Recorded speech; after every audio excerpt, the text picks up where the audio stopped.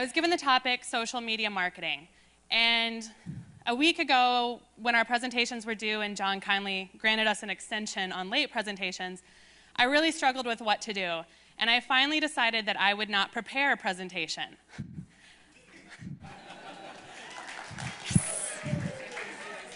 Yeah. So instead what I did was last night I walked around the party and I asked people, what questions do you have left about social media and social media marketing? I have a number of questions here in my notebook that I'm going to go through.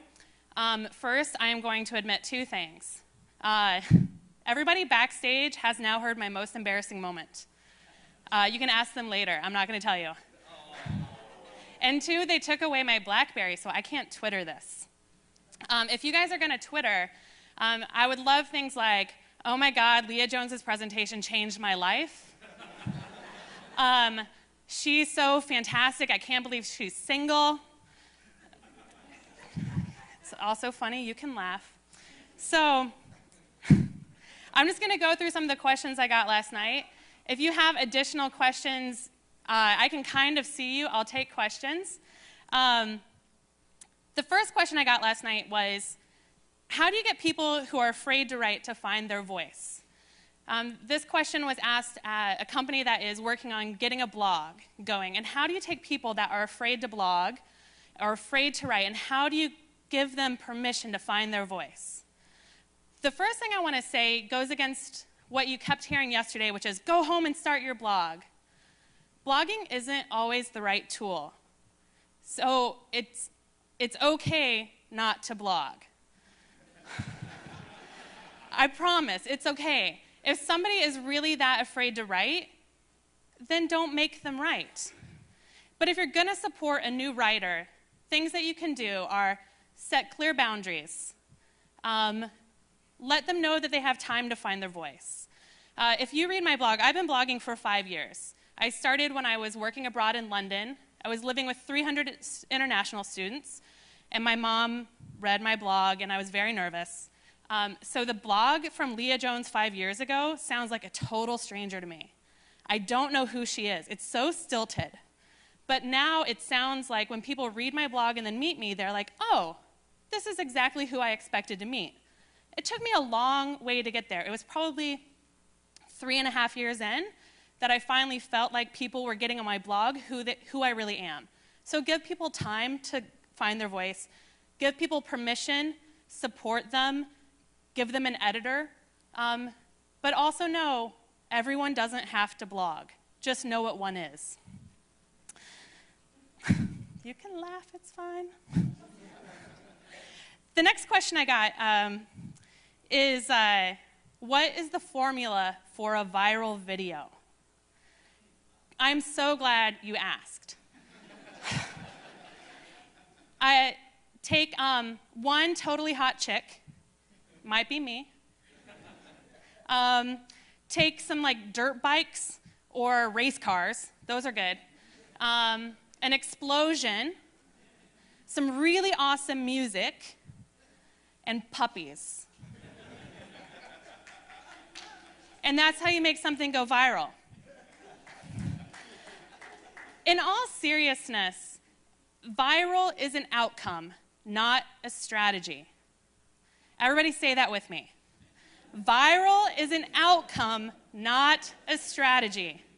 If somebody asks you, if you ask somebody to make you a viral video, you're asking them for something they can't give you. If somebody tries to sell you viral marketing, they're trying to sell you snake oil. So you can do things that might help something go viral, like create good content. But you can't make something go viral. So if you leave here today and knowing that you can't make a viral video, you can make a great video that might go viral, then that is, I will be so excited. Let's see. I got a lot of questions about Twitter. I got a Twitter WTF. I got a, is there a business case for Twitter for a large company? And how do you choose, will it ever end? Which you might be feeling that way. If you used Twitter, clap once. If you have never heard of Twitter before this event, clap. So we had a couple people. People that know me know I'm somewhat active on Twitter. Somewhat. I happen to love it. We have seen a lot of companies are starting to use Twitter for business. Dell Computers has had one of the biggest turnarounds in how they use social media.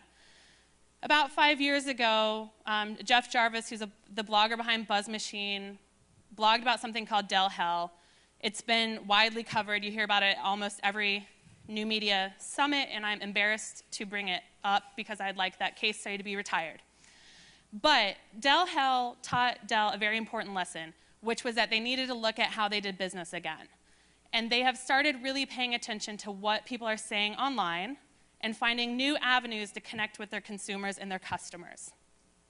So Dell has a team of about 40 people led by a guy on Twitter. His name is Richard at Dell. And they are doing customer service over Twitter. They are connecting with their consumers over Twitter. They're constantly scanning to see, are people talking about us, and how can I help you? That has been an excellent way to see that Twitter can be used for customer service. We've also seen companies like Zappos. I know that Zappos was mentioned a couple times yesterday. Zappos has about 400 employees identified on Twitter as Zappos employees who are building relationships with real people. There's something very valuable about knowing and connecting with a real person at a company.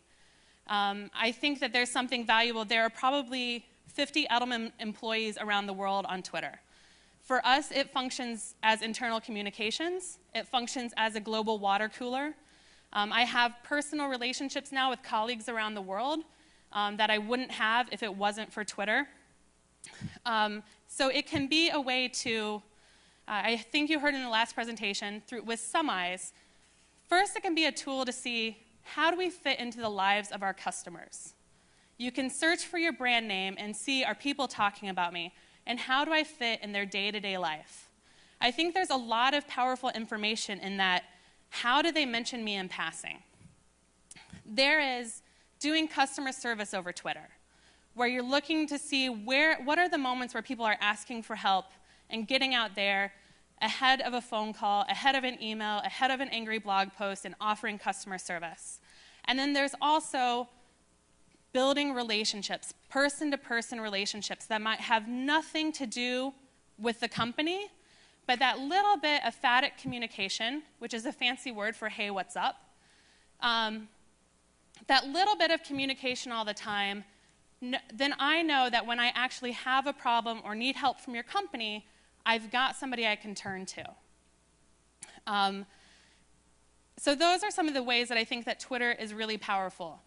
It has its ups and downs, but right now there's still a critical mass there. But it's still early adopters. Other companies on Twitter, Comcast is on Twitter, Comcast Cares, it's a guy named Frank. Dell and Zappos are probably the three most high-profile companies using it. But there are lots of companies, there are lots of newspapers, there are lots of journalists. There's a lot of things going on there. I had a question that I'll admit I don't have a great answer to. Is the high school teacher here today? Is he here? Okay, I don't have to answer his question. And he doesn't have to know that I didn't know the answer.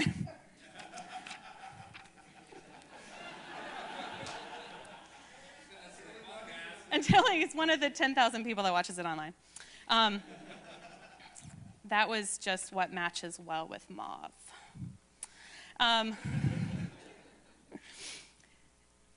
I had another question, is social media for everyone?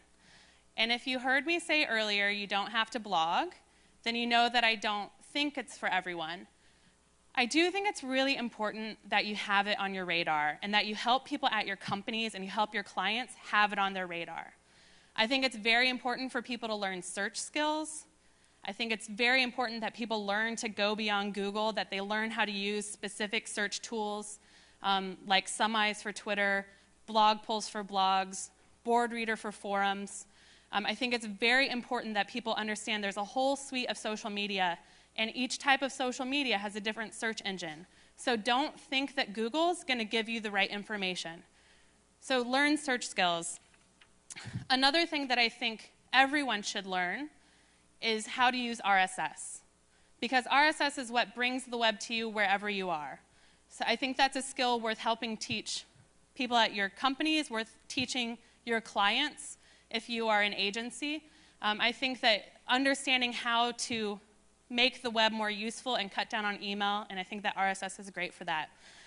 Specifically, the question was, what do you do when you're in a regulated environment? I think it is incredibly important that you understand the regulations, that if you are in pharma or you're in healthcare, that you understand adverse effect reporting. If you are in finances, that you understand financial regulations. If you're a publicly traded company, that you understand the new SEC ruling on does a blog post count as making an announcement. I think that those are things, if you're in a highly regulated environment, I would suggest working with somebody that understands both social media and the regulations. But I would also warn you, don't let your lawyers make your marketing decisions for you. You can applaud that too. I see little hands up there. It's hard. Our lawyers want to tell us, like, no, you can't do that. Absolutely not. And they are scared, and we pay them for that, and we pay them for their paranoia. And my sister's a lawyer. I can say that, right? But don't let the lawyers make the social media decisions for you. Make the decisions with them. And another kind of a tangent off of that is that another question I had is, what's the first mistake people make when they're doing social media at a company with an existing business model? One of the mistakes that people make is that they don't commit to social media. They don't commit to the community.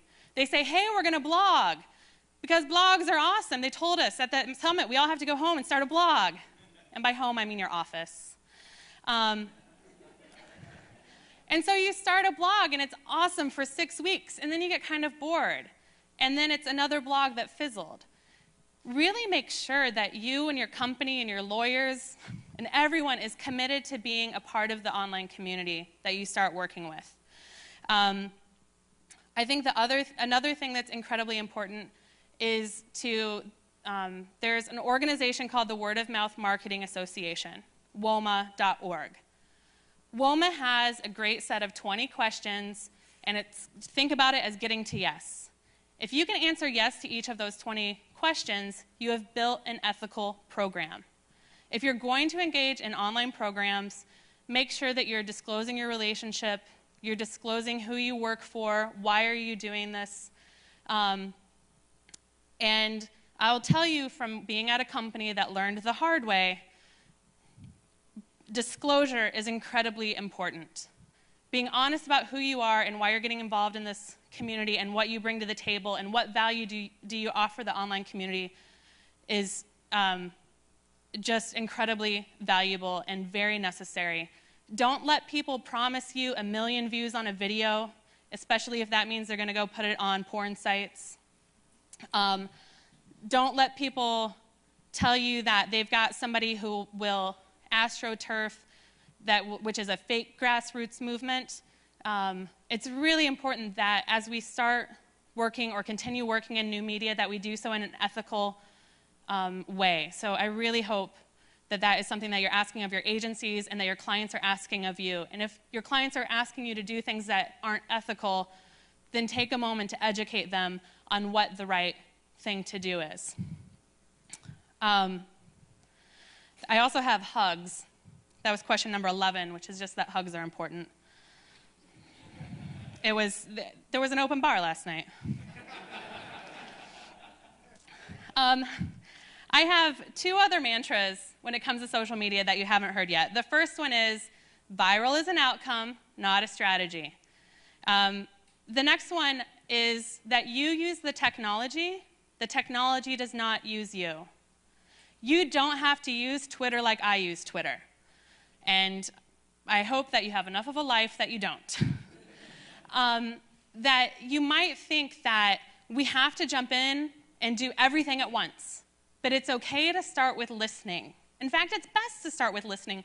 What are people saying about us? What conversations can we be a part of? Who can we really build relationships with? What are the types of proactive outreach we can do? And what are the types of things we might need to be reactive to? But keep in mind for you personally and for your clients and for your company that you choose how you use the technology. The technology doesn't use you. And finally, it is so important that you remember that social media is not a cure-all. It's not a panacea. Yes, it's not a cure-all. I was a reader growing up, and so there's a lot of words that I don't know how to pronounce right, and that's one of them that I struggle with. But don't think that just because you start a blog or get on Twitter to do some customer service, that you're fixing the company. One of the things you might find by being involved in online communities, and this is one of the things I love about social media and conversations that live online, is that they tell us so much about our company's DNA, and they tell us about the problems we're having, and they give us potential fixes. We used to talk to our neighbor over a picket fence, and that used to be where we give all of our recommendations, and we would talk about companies and talk about brands. But now that picket fence is digital and searchable, and you have access to so much information that can tell you how to change your company. But don't think that getting involved in social media is going to fix the company. A Lehman Brothers blog today would not fix the company. Possibly. So really be willing, if you're going to commit to being a part of an online community and being a part of this online conversation, and commit to then also taking the feedback back to the company and saying, what can we do to change? What can we do to make this company what the customers want it to be? How can we get back to living up to our ideals and missions and values? And what can we learn from online conversations? So I probably have about 30 seconds left. I want to get a thank you to everybody last night who gave me questions. And thank you guys for coming today.